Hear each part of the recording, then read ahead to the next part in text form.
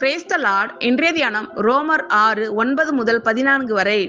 மரித்தோரிலிருந்து எழுந்த கிறிஸ்து இனி மரிப்பதில்லை என்று அறிந்திருக்கிறோம். மரணம் இனி அவரை ஆண்டு கொள்வதில்லை. அவர் மரித்தது பாவத்திற்கென்று ஒரே தரம் மரித்தார். அவர் பிழைத்திருக்கிறது தேவனுக்கென்று பிழைத்திருக்கிறார்.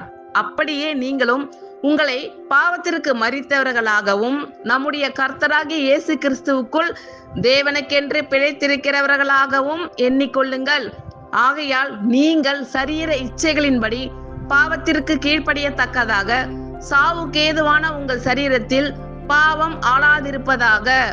நீங்கள் உங்கள் அவயவங்களை அநீதியின் ஆயுதங்களாக பாவத்திற்கு ஒப்புக்கொடாமல் உங்களை மரித்தோரிலிருந்து பிழைத்திருக்கிறவர்களாக தேவனுக்கு ஒப்பு கொடுத்து உங்கள் அவயவங்களை நீதிக்குரிய ஆயுதங்களாக தேவனுக்கு ஒப்பு கொடுங்கள்.